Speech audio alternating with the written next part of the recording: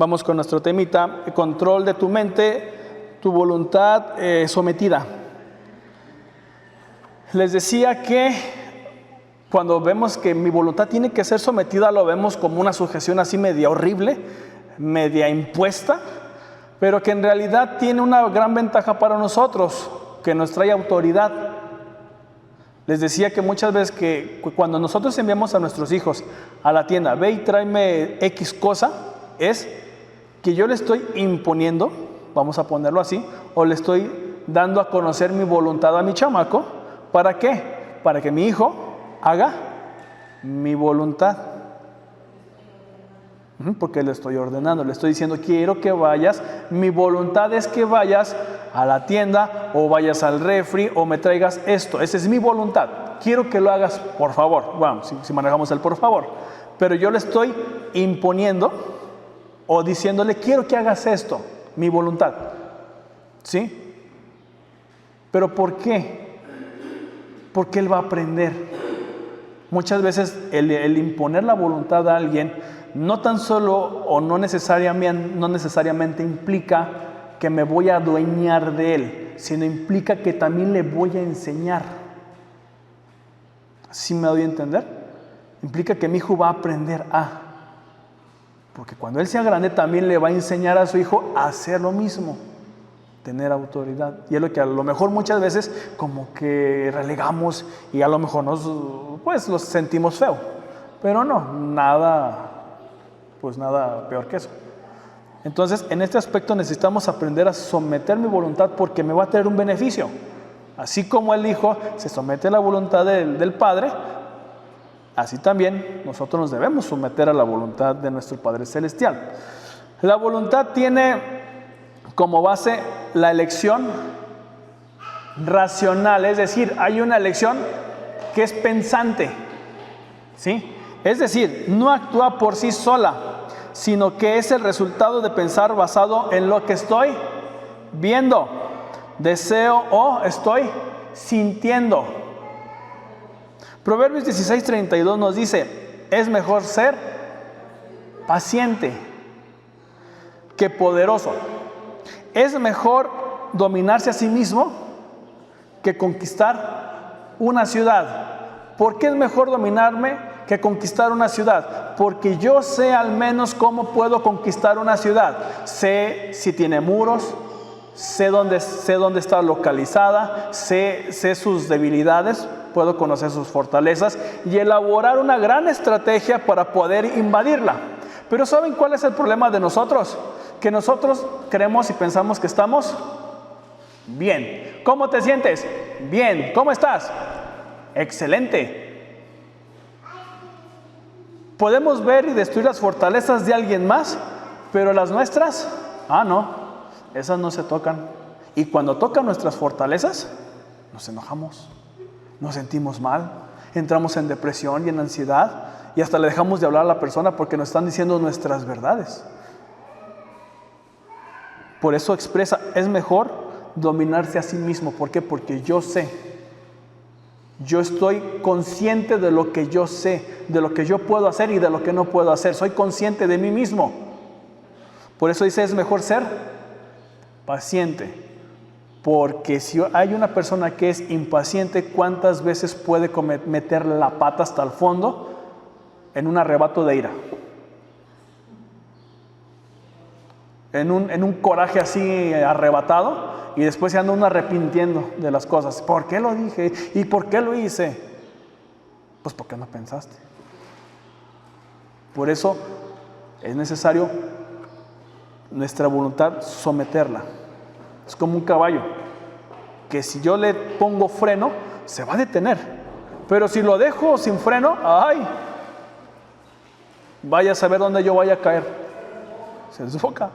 ¿Por qué? Porque no hay quien lo esté deteniendo. Lo mismo es, necesito yo aprender a ponerme un freno espiritual o emocional inclusive, para en el momento específico, espérate, detente. Génesis 2:15 dice, vamos a leerlo, tomó pues Jehová Dios al hombre y lo puso en el huerto de Edén, para que lo labrara y lo guardase. Y mandó Jehová Dios al hombre diciendo, de todo árbol del huerto podrás comer, mas del árbol de la ciencia del bien y del mal no comerás, porque el día que de él comieres ciertamente te vas a petatear. Versión mexicana, ¿sí? Entonces tenemos nuestro primer puntito. Nuestra voluntad está definida. La voluntad tiene como base, veíamos, una elección pensante, racional. Es decir, yo no actúo nomás por actuar. Yo actúo de manera inteligente, pensando. ¿En base a qué? A lo que veo, a lo que deseo o incluso lo que siento. ¿Sí? Yo siento ira. Entonces, ¿cómo va a ser mi voluntad? Muchas veces, pues gritando. Porque esa es la acción. Mi voluntad es ejercer algo. Entonces, versículo 15, fíjense. Tomó pues Jehová Dios al hombre y lo puso en el huerto de Edén. ¿Para que lo labrara y lo guardase? La voluntad de Adán ya estaba bien definida. ¿Qué es lo que hace Dios? Número 1, una elección definida, tomar a Adán y ponerlo en el huerto. ¿Sí? Fue lo que dice: Adán, te vamos a agarrar de aquí y te vamos a poner en el huerto. No sabemos, no nos dice la Biblia dónde Dios creó el lugar, donde Dios creó al hombre. Nomás nos dice que lo agarra y lo pone.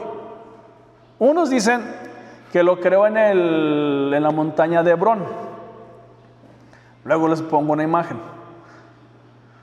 Pero en realidad no sabemos dónde. Lo que sí sabemos es que Dios ya tenía algo bien definido.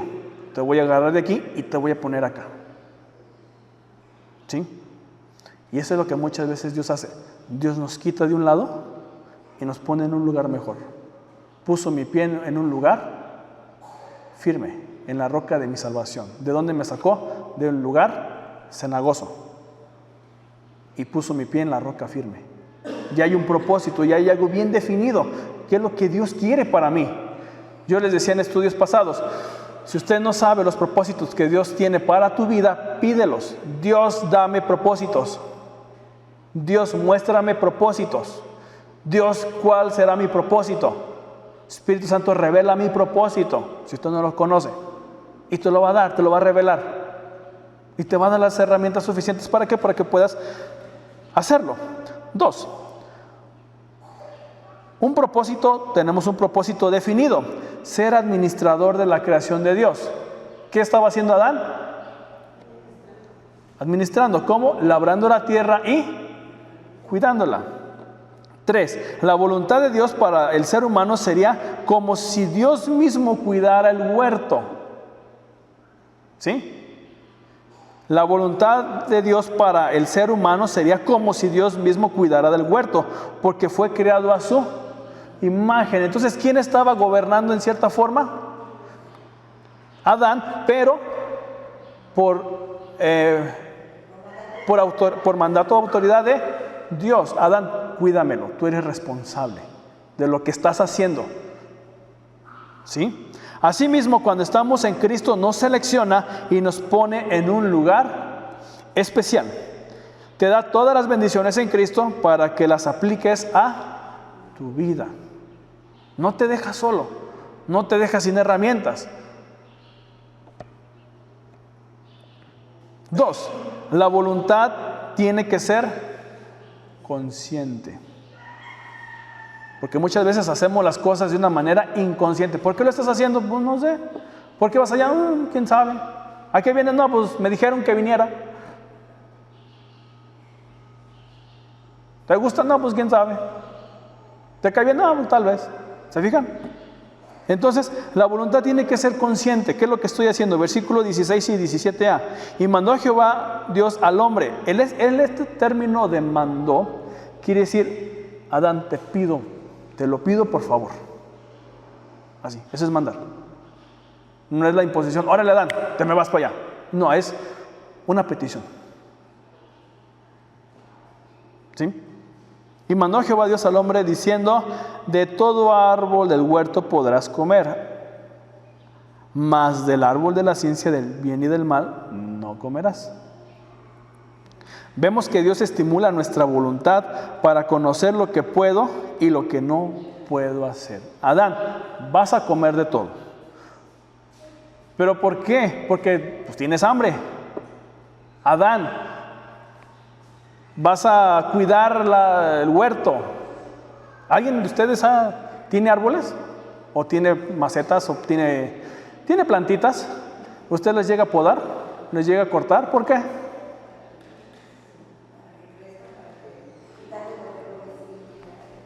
Sí. Así es. Lo mismo estaba haciendo aquí Adán. ¿Qué estaba haciendo? Estaba cuidando la creación. ¿Por qué? Porque la creación no tiene conciencia propia. Hoy voy a crecer 10 centímetros más. No. Por eso se llama vida, porque se está creciendo de una manera, si bien no descontrolada, pero está creciendo. Pero precisamente está el hombre, está la mujer, está el ser humano. ¿Para qué? Para poder controlarla, para poder sacar lo bueno, para poderle dar una figura, si lo queremos ver así. Por eso estamos. O sea, no nomás estamos nomás por nomás, sino que hay algo. ¿Sí me van a entender? Por eso los padres ocupan a los hijos. ¿Para qué? Para poderlos enderezar, para poderlos enseñar, para poderlos instruir. Entonces vemos que Dios estimula nuestra voluntad para conocer lo que puedo y lo que no puedo hacer.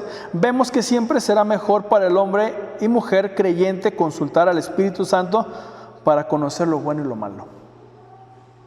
No hay nadie mejor, más capacitado que el Espíritu para decirnos eso es correcto, eso no es correcto, eso te conviene, eso no te conviene, hazlo, no lo hagas.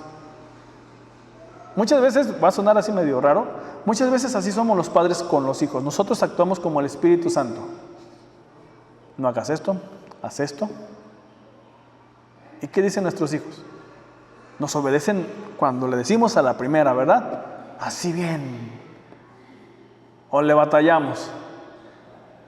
Ya nomás tenemos la chancla por acá. ¿Lo vas a hacer o no?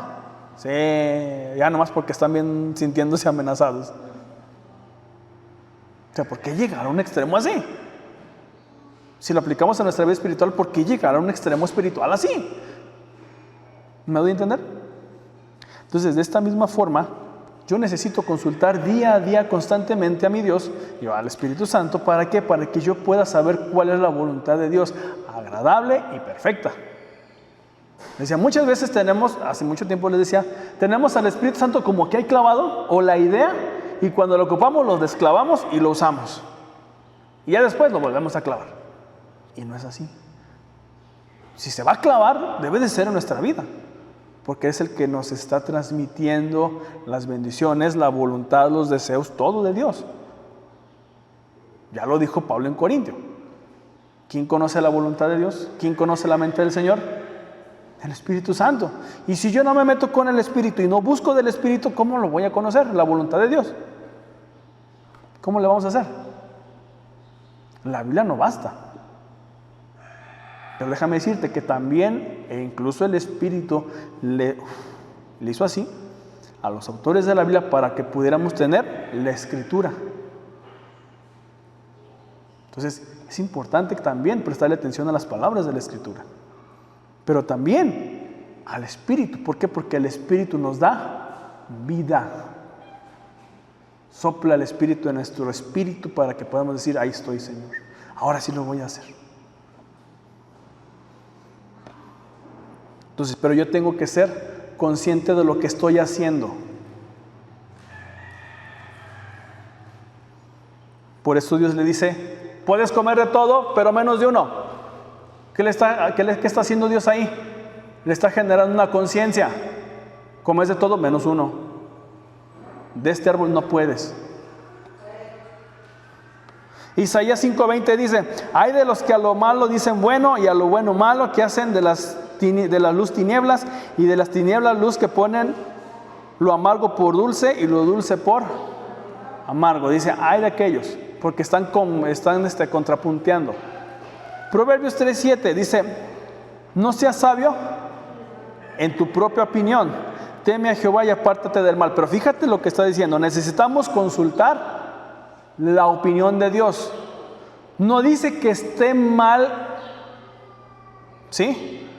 No dice que esté mal que hagamos o consultemos nuestra opinión. ¿Sí? No lo dice, pero dice, no seas sabio en tu propia opinión. Les decía en el estudio de la mañana, muchas veces pensamos y creemos, ay, es que esto me conviene y esto está bien, por esto y por esto y por esto.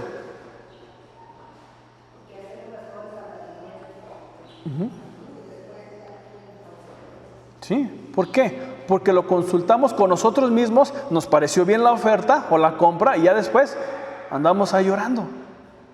Por eso es, espérate, consulta también la opinión. No dice que no la vas a hacer.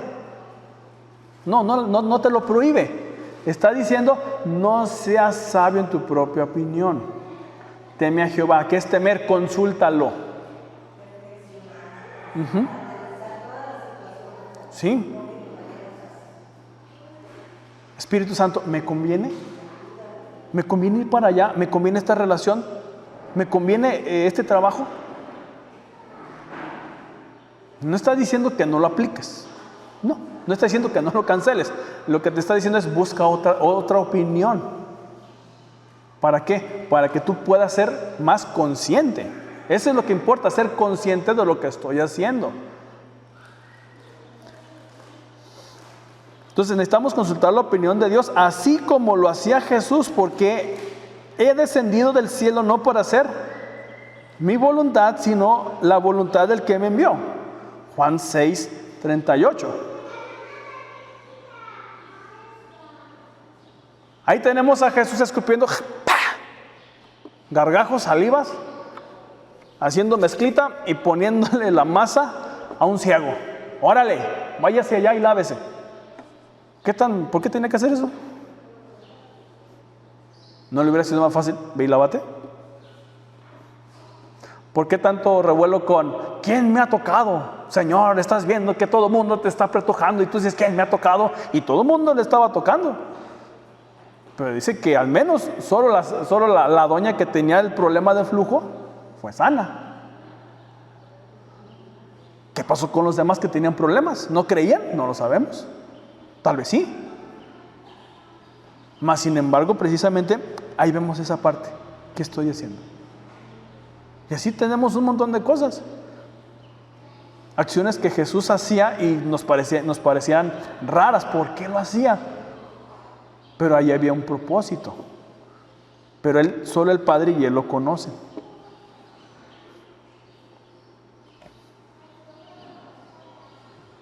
Éxodo 3:33-15 dice, entonces le dijo Moisés, fíjate, si tu presencia no va con nosotros, no nos hagas salir de aquí. Y eso es lo que mejor debe de ser cada día. Si tu presencia no va conmigo hoy al trabajo, a la escuela, con el médico, no me hagas salir. Si tu presencia no me acompaña, yo no voy. Es necesario que mi voluntad esté sujeta a la voluntad de Dios, no para estar en esclavitud, sino como un hijo que está al cuidado de un padre hasta el momento de la maduración.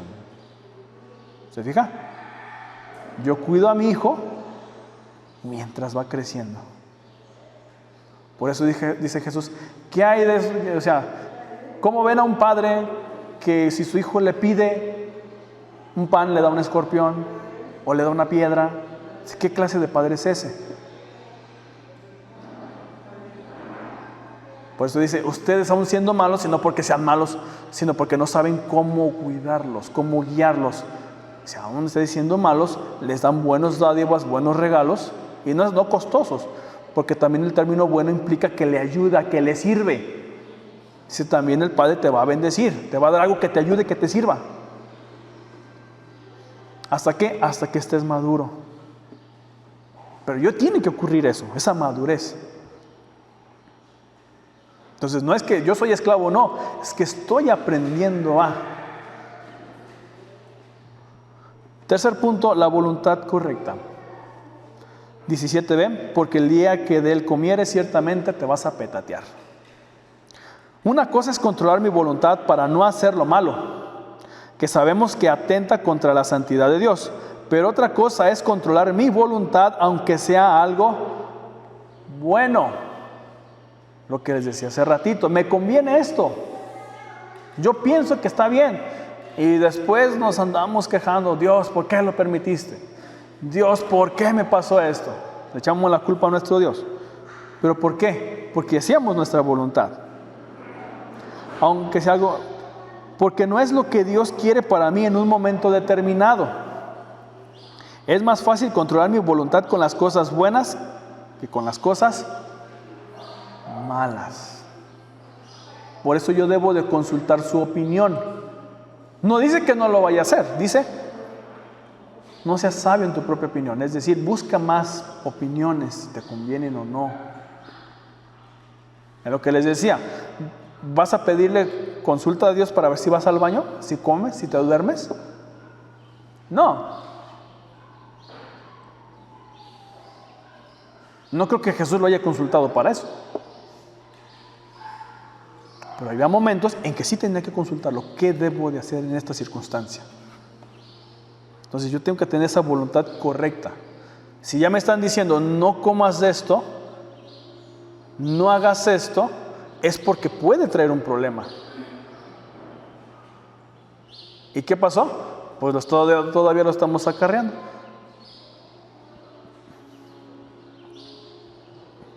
Por tal motivo, esta advertencia pide al ser humano que sea consciente de lo que tiene y hace. Antes de reaccionar, piensa. Antes de decir algo, piensa. Antes de hacer algo, piensa. Porque una vez salida la palabra o de actuar, enfrentarás las consecuencias de tus actos. Piensa. No nos dice la Escritura si Adán le preguntó ¿por qué? ¿Por qué no debo de comer de ese árbol? No nos dice. Nomás nos dice, está bien.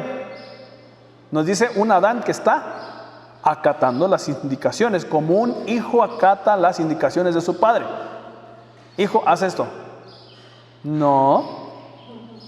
¿Por qué no? Porque no quiero. Ah, está bien, mijo. Y ya. Sí, más o menos así ocurre en los hogares, ¿verdad? Pues hijo, haz esto. No, no.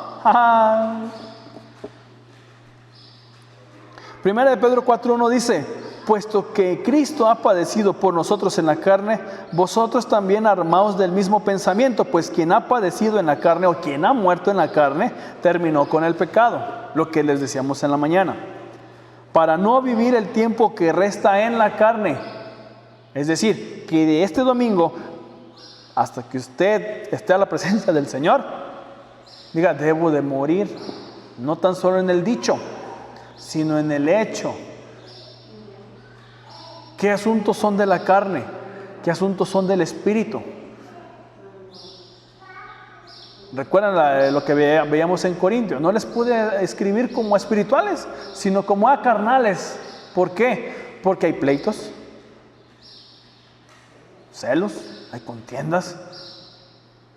Dice, estas obras son espirituales o carnales. ¿Por qué? Porque cada quien busca lo suyo, cada quien es un gandalla. Y dice Pablo, no, esto no debe de ser así. Por eso debo yo de examinarme y ver qué actitud tengo, si mi actitud es una actitud espiritual o una actitud carnal, si las ideas que yo tengo son ideas espirituales o carnales, si mi forma de vivir cómo es. ¿Por qué? Porque Pedro dice, para no vivir el tiempo que resta en la carne. ¿Se fijan? Aquí ya Pedro tendría unos 60 años, 70 años más o menos. ¿Cuánto tiempo le quedaba? ¿Quién sabe? Pues para el tiempo en que resta, que usted ya no lo viva en la carne. Conforme a las concupiscencias de los hombres, sino cómo debemos de vivir de ahora en adelante, conforme a la voluntad de Dios. ¿Cuál es la voluntad de Dios? Que usted tenga fe o que no tenga fe, que usted tenga autoridad o que no tenga autoridad, que su matrimonio esté bien o que esté mal, que su relación con sus hijos esté bien o esté mal. ¿Cuál es la voluntad de Dios? ¿Se fijan? ¿Para qué? Para que de aquí en adelante yo viva conforme a lo que Dios desea. Conclusión.